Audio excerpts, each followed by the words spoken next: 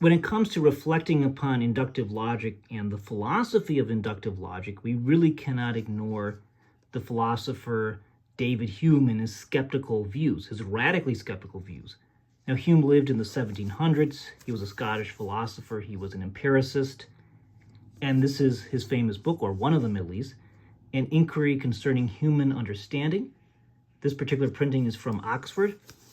And like any good reading of a philosophy book, you have to engage with the material.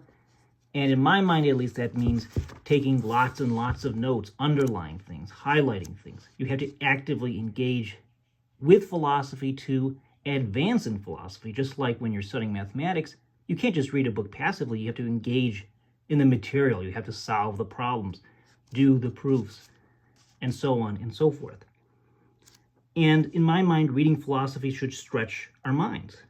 Now, a nice thing about this book by Hume is that it is actually very readable. Hume challenges us in very radical ways. That is not to say that he's necessarily correct. In fact, I think he is wrong on a lot of things. Now, he argues that induction, based on a belief of the uniformity of nature, is an act of faith, so to speak. Nothing more, nothing less. There is no way to prove this belief or the rationality of inductive logic. Now, Hume is not just arguing, for example, that we can absolutely prove that the sun will rise tomorrow. It's that the likelihood of that happening is actually equal to the sun turning into cheese tomorrow.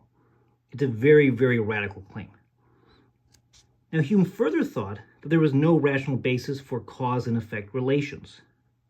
Science, therefore, cannot talk of such relations. Although we might observe event A prior to event B, it doesn't follow that A is the necessary cause of B. It might even be the case that all of our observations have it that B follows A. But that doesn't of itself show that A is the cause. Thus, Hume made a distinction between the constant conjunction and the necessary connection. We might always observe things falling down to the ground. In that sense, there's a constant conjunction.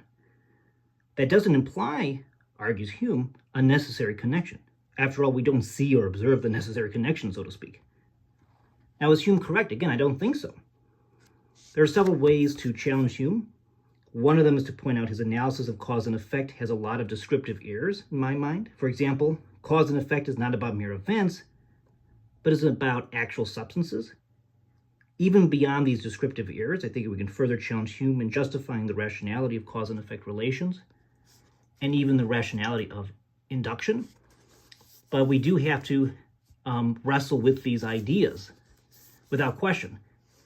And the great thing, again, about this book is that it's very readable. It's a great way to enter into modern philosophy. And down below, you will find a link to purchase this book if you so desire.